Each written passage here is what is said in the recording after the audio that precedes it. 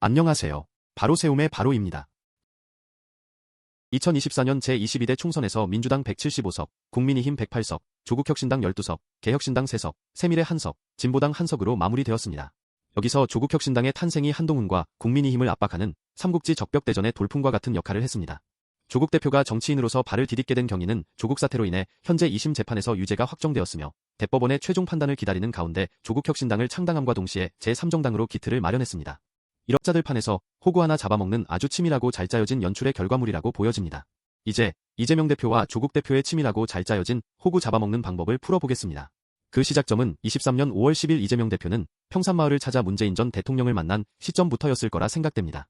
문재인 전 대통령의 평산 책방 오픈에 맞춰 예방한 것으로 이때까지만 해도 문재인 전 대통령과 이재명 대표에 대한 부정적 인식이 극한치였을 때였습니다.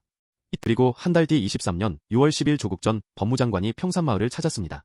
조국 대표는 문재인 전 대통령을 만나 2019년 8월 검찰개혁 과제를 부여받고 법무부 장관 후보로 지명되었지만 저와 제 가족에게는 무간지옥의 시련이 닥쳐 지금까지 진행 중이다. 과오와 허물을 자성하고 자책하며 인고하고 감내하고 있다. 라고 운을 떼고 문재인 정부의 모든 것이 부정되고 폄훼되는 역진과 퇴행의 시간 속에서 무엇을 해야 하는지 고민하고 있다. 지도도 나침반도 없는 길을 걸어 나가겠다고 말했습니다. 이때부터 조국 전 법무장관의 정치 인생을 시작하려 한 분기점이 아닐까 생각합니다. 이렇게 이재명 대표와 문재인 전 대통령이 기본 총선에 대한 설계를 마치고 조국 대표가 선수로 참가를 권유하면서 국민의힘과 윤석열 정권에 대한 심판의 날에 대한 기본적인 마지막 퍼즐이 맞춰진 시점으로 보여집니다. 같은 해 11월 21일 조국 대표는 다시금 평산마을을 찾아 니케의 눈물 책 사인회를 가졌습니다. 이때 정치를 하겠다는 결심을 마지막 다짐을 했을 거라 생각합니다.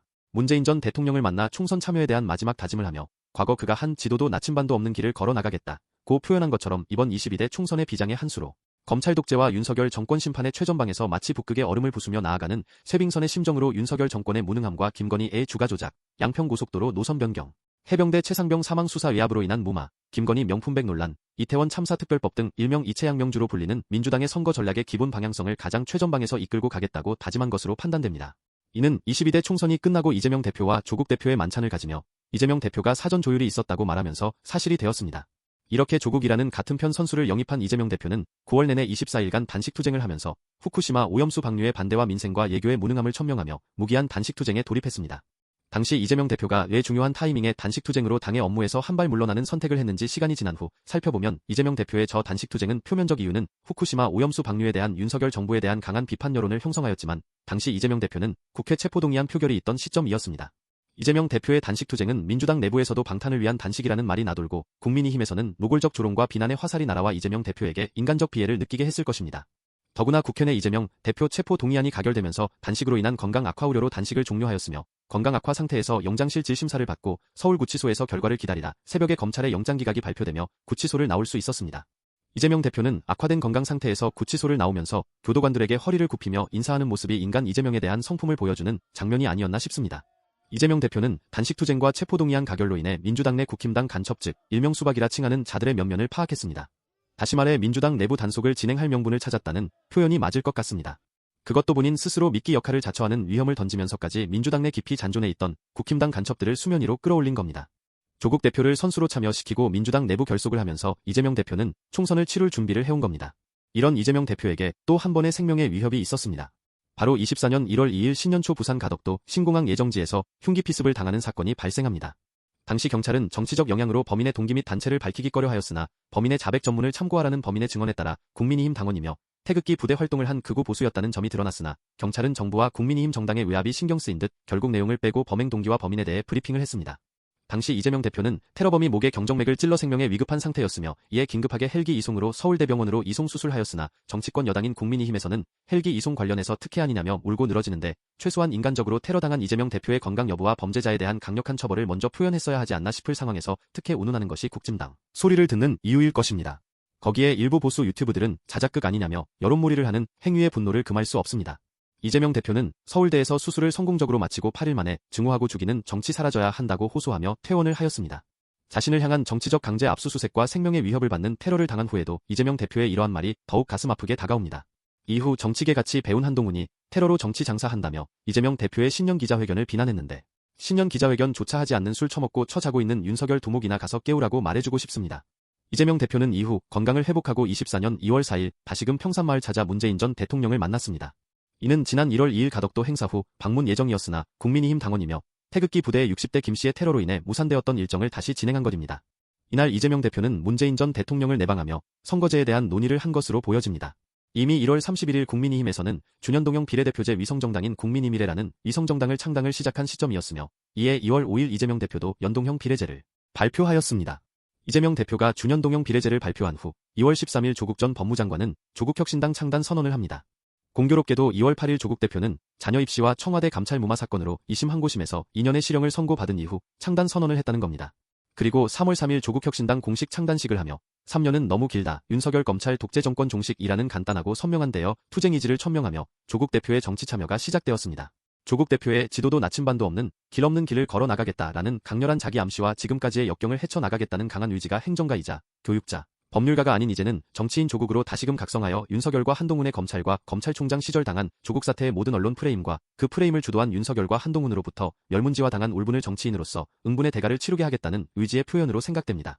이는 조국 개인의 보복이 아닌 검찰총장에서 대통령으로, 검사에서 법무장관으로 그리고 다시 국민의힘당 비대위원장인 한동훈으로서 둘 다 모두 정치인이 되었기에 똑같이 정치인 조국으로 윤석열의 김건희 주가조작 사건 은폐, 축소, 명품백 뇌물수개제, 대장동 특혜로 인한 대장동 특검법 거부와 한동훈 비대위원장의 자녀 논문 대필과 미래에서 온 봉사활동 시간 서류 조작, 아들 학폭 문제 이미 삭제 논란과 박근혜 비선으로 알려진 최순실, 최서원의 태블릿 PC 조작 등의 정치적 아킬레스에 대해 당당히 특검과 국회에서의 목소리를 통해 압박하겠다는 것입니다.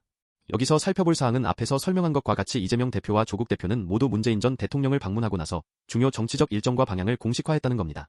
이는 다시 말하면 이재명 대표와 조국 대표 모두 문재인 전 대통령과 긴밀한 의견 교류와 조언을 받았을 것이라는 추론이 가능합니다. 문재인 전 대통령은 4월 10일 총선에 맞춰 3월 27일부터 투표 독려와 선거운동 지원에 나섰습니다. 문재인 전 대통령의 선거운동이 득보단 실이 많았고 여론에서 조차 부정적 여론이었습니다. 그럼에도 불구하고 문재인 전 대통령이 선거운동 전면에 나선 이유는 이재명 대표와 조국 대표에게 운신의 폭을 넓혀준 것이 아닌가 생각합니다. 즉, 국민의힘과 동이하 전단지들이 공격할 목표를 분산시키면서 조국 대표와 이재명 대표에게 집중 포화되는 것을 문재인 전 대통령에게 집중하게 하면서 숨통을 틔워주고 잠시의 숨 돌릴 여유를 만들어 다시금 선거운동에 전념할 수 있게 한 문재인 대통령의 배려심이자 치밀한 선거 전략이었다고 생각됩니다. 그러면서 조국 대표의 22대 국회 입성 후 추진하겠다는 조국혁신당의 간결하고 명확한 명제가 작금의 윤석열과 김건희, 한동훈 이 검찰 세력을 업고 아나무인격식 정치도 모르고 예교도 모르고 경제는 더 몰라 대파 875원이면 합리적이라는 윤석열과 해병대 최상병의 억울한 죽임이 피의자 이종섭을 호주 대사로 범죄자 도피 및 은닉시키며 9차례나 되는 거부권 발동으로 협치는 없다는 불통의 윤석열에 대한 국민적 저항으로 3년은 너무 길다라는 조국의 외침과 너희들은 이제 해고다. 라는 이재명 대표의 정권 심판론에 민주당과 민주연합 175석의 압승과 조국혁신당의 국민적 지지로 12석을 차지하며 22대 국회에서 민주당이 윤석열 정부와 싸울 국민이 선택한 전사들이 탄생한 2024년 4월 10일 총선의 결과로 이어졌다고 판단합니다.